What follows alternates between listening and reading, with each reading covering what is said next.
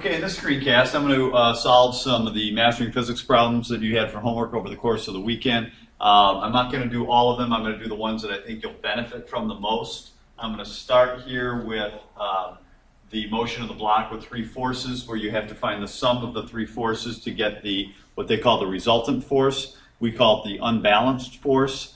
And I'm going to walk through this so you understand how to do that. And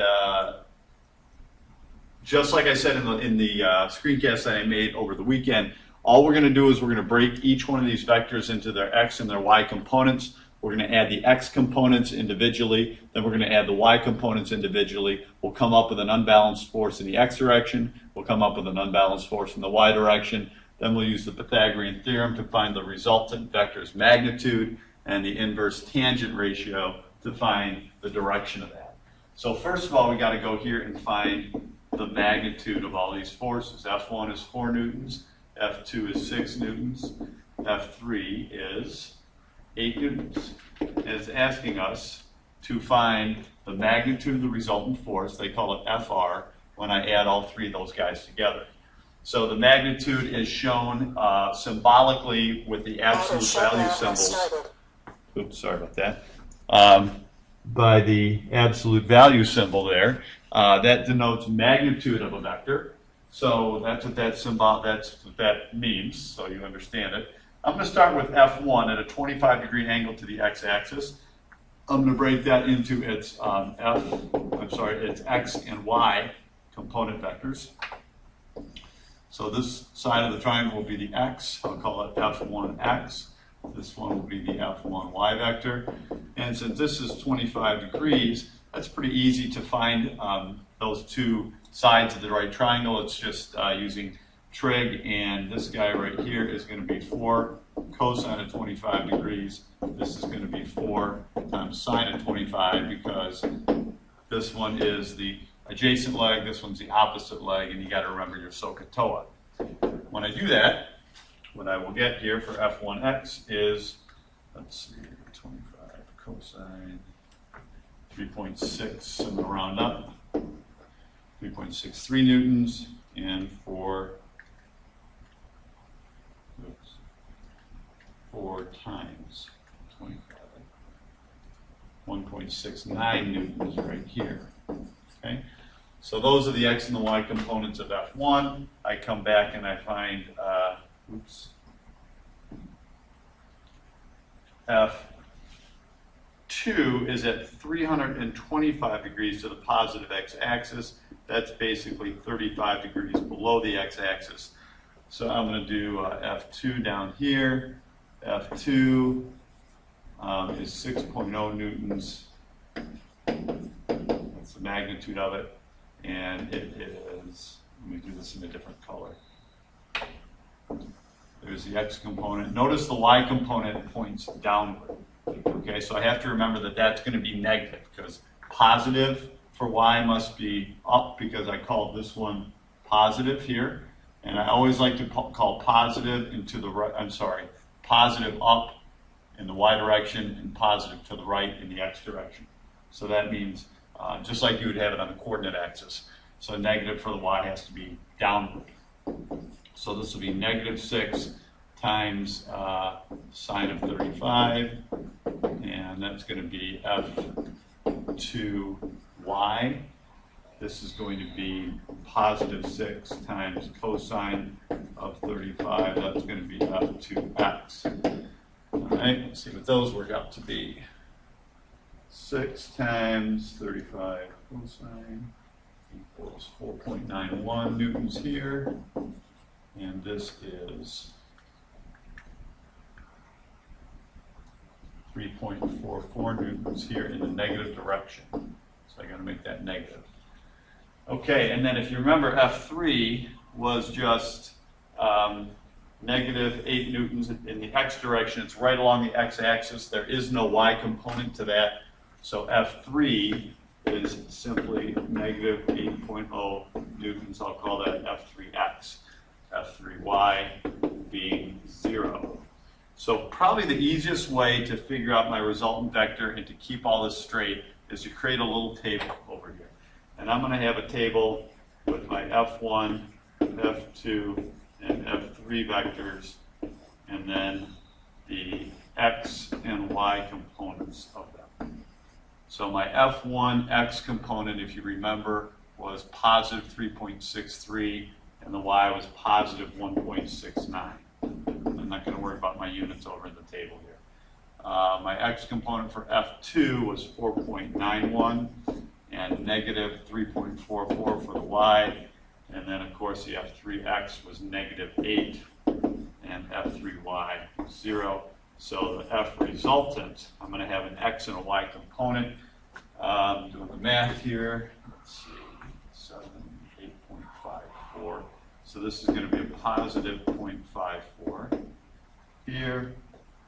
This is going to be a negative number for the Y. Negative 1.75. All right. So here's what the resultant vector is going to look like. The resultant vector is going to have a positive 0.75 Newton force in the X, positive 0.54 Newton force in the X direction, and a negative 1.75 Newton force in the Y direction. Notice how I put the second vector at the tip of the last one, just like in when we find components only in reverse. Here's my resultant vector. This is going to be FR. The magnitude of that I will find with the Pythagorean theorem. So it's just going to be 0.54 squared plus 1.75 squared. Doesn't matter that it's negative because I'm going to square it.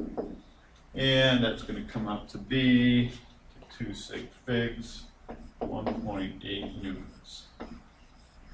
The direction of that, okay, is going to be below the positive x-axis by this amount right here.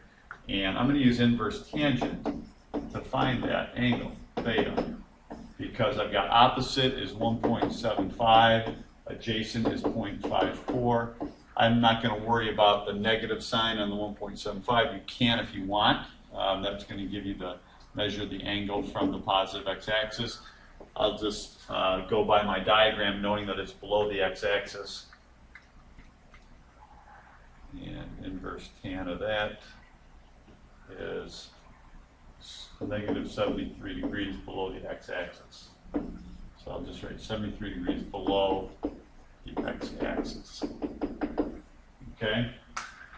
Now let's see, they want the answer. Let's see here, type this in. 1.8 to 2 sig figs.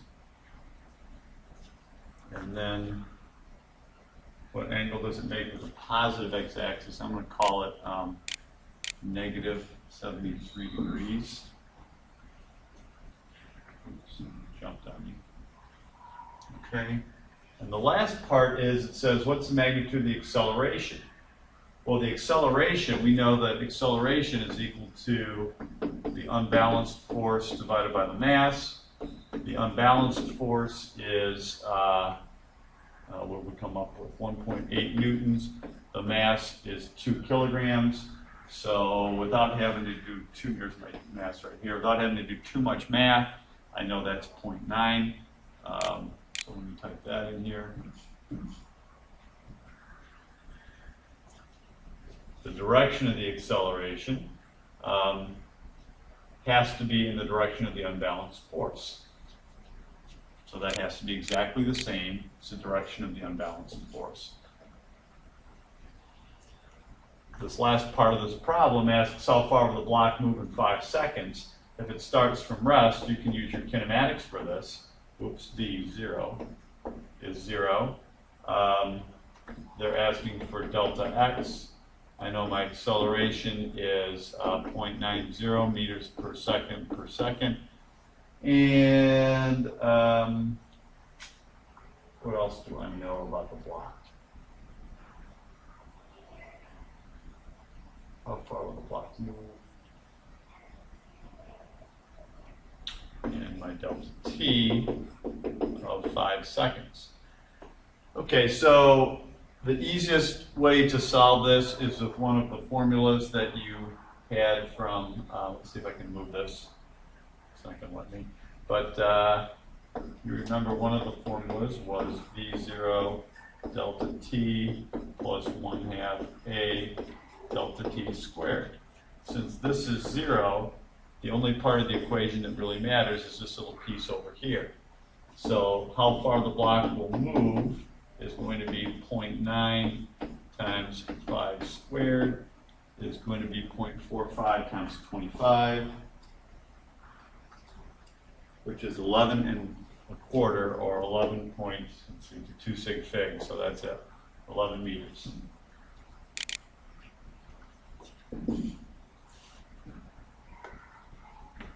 So when you do these problems, usually when you get the acceleration, they're going to probably work in a kinematics portion of the problem. That's really common on the AP test too.